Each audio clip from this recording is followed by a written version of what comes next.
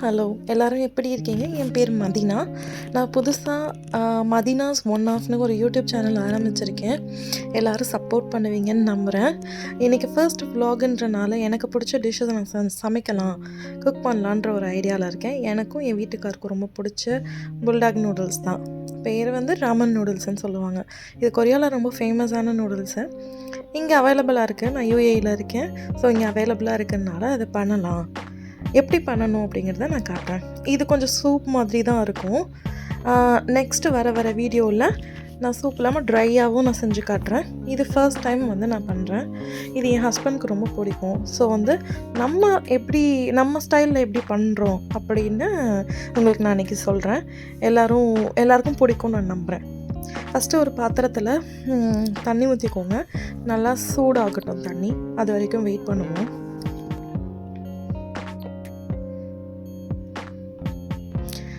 தண்ணி ஊற்றினதுக்கப்புறம் கொஞ்சமாக சால்ட்டு அப்புறம் ஆலிவ் ஆயில் ஸ்ப்ரெட் பண்ணிவிட்டு கொஞ்சம் நேரம் பாயில் ஆகிற வரைக்கும் வெயிட் பண்ணுவோம். இன்பிட்வீனில் நமக்கு வெஜிடபிள்ஸ் என்னென்ன தேவையோ அதெல்லாம் கட் பண்ணலாம். என்னென்ன வெஜிடபிள்ஸ்னு பின்னாடி வர வீடியோவில் சொல்கிறேன்.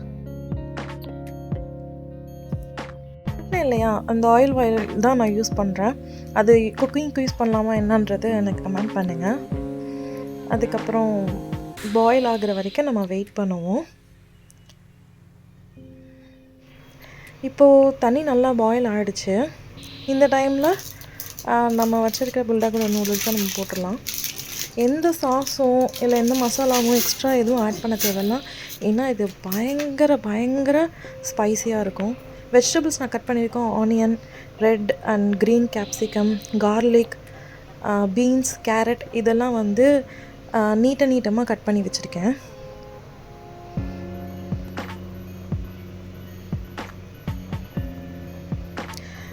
இப்போ இதெல்லாம் ஒரு பேனில் வச்சு நம்ம சாட்டே பண்ணிக்கலாம். அது வரைக்கும் இது பாயில் ஆகட்டும். நல்லா கொதிச்சிருச்சு, பாயில் ஆகிடுச்சு. ஆஃப் பண்ணிட்டேன். ஒரு பேனை வச்சுருக்கேன். அது நல்லா ஹீட் ஆனதுக்கப்புறமா ஆலிவ் ஆயில் கொஞ்சம் ஊற்றிக்கோங்க. அப்புறமா கார்லிக் போட்டுக்கலாம். குட்டி குட்டியாக கட் பண்ணி வச்சுக்கணும். அந்த கார்லிக் வந்து ரொம்ப பேர்ன் ஆகக்கூடாது, ரொம்ப கருப்பாகவும் ஆகக்கூடாது. கொஞ்சம் கோல்டன் ப்ரௌன் ஆகிற வரைக்கும் ஃப்ரை பண்ணால் போதும்.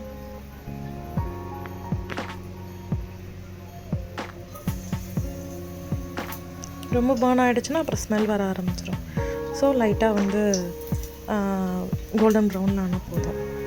அப்புறமா வந்து கட் பண்ணி வச்சுருக்கிற பீன்ஸ் போட்டுட்டு கொஞ்சமாக சால்ட் போட்டுட்டு ஃப்ரை பண்ணிக்கோங்க. ரொம்ப வந்து ஃப்ரை ஆக வேணாம். எல்லா வெஜிடபிள்ஸும் ஹாஃப் குக் ஆனால் போதும். பார்த்திங்களா, இந்த மாதிரி ஆயிடுச்சு. இதுக்கப்புறமா எல்லா வெஜிடபிள்ஸையும் ஒன்றா போட்டுடலாம். தனித்தனியாக போட்டு குக் பண்ணணுன்னு அவசியம் இல்லை. எல்லாத்தையும் ஒன்றா போட்டு சால்ட் போட்டு ஜஸ்ட் கொஞ்சமாக வந்து குக் ஆனால் போதும். ரொம்ப குக் ஆனிச்சுன்னா அப்புறம் அந்த க்ரன்ச்சினஸ் இருக்காது. ஸோ நம்ம சாப்பிட்றப்போ ஒரு மாதிரி இருக்கும். இதோட சிக்கனும் ஆட் பண்ணிக்கலாம். நமக்கு வேணும் அப்படின்னோம்னா நம்ம சிக்கன் வந்து இதே மாதிரி நீட்டமாக கட் பண்ணி ஆட் பண்ணிக்கோங்க. ரொம்ப டேஸ்டியாக இருக்கும். அதுவும் ஒரு நாள் நான் ட்ரை பண்ணி உங்களுக்கு வீடியோ காட்டுறேன் எப்படி பண்ணணும்னு.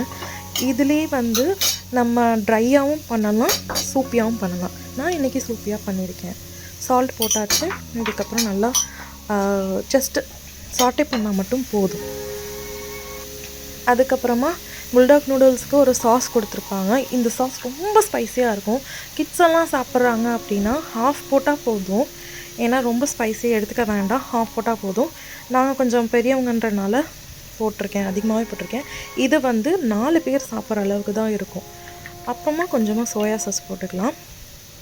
போட்டுட்டு ரொம்ப நேரம் குக் பண்ணக்கூடாது. இதை கொஞ்ச நேரம் குக் பண்ணால் போதும். ஜஸ்ட்டு சாட்டே பண்ணிவிட்டு ஆஃப் பண்ணிடலாம்.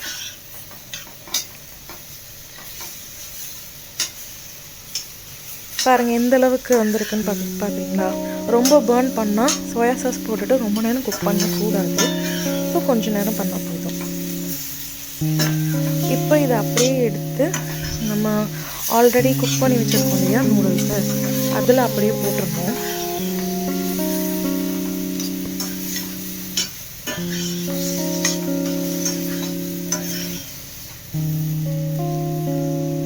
அவ்வளோதாங்க.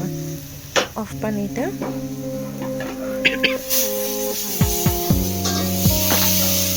அதில் அப்படியே போட்டுருக்கோம்.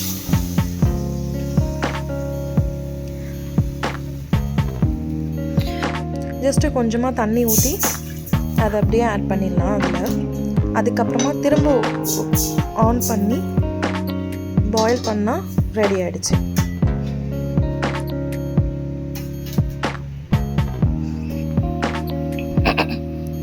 இந்த மாதிரி தான் இருக்கும் பார்க்குறதுக்கு. சில பேருக்கு இந்த மாதிரி நூடுல்ஸ் பிடிக்கும், சில பேருக்கு பிடிக்காது.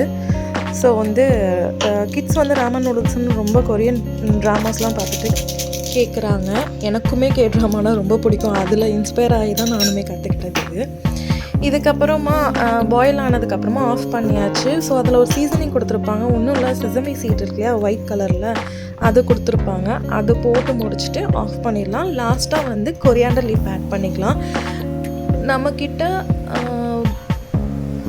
ஸ்ப்ரிங் ஆனியன் இருந்துச்சுன்னா பெட்டர், ரொம்ப நல்லாயிருக்கும், ஃப்ளேவர் சூப்பராக இருக்கும். இல்லைன்னா பரவாயில்ல, கொரியாண்டர் லீஃப் போட்டுக்கலாம். ஸோ சால்ட்டோட டேஸ்ட் பார்த்தாச்சு, எல்லாமே கரெக்டாக பக்காவாக இருக்குது. இப்போ நம்ம சர்வ் பண்ண வேண்டியது தான்.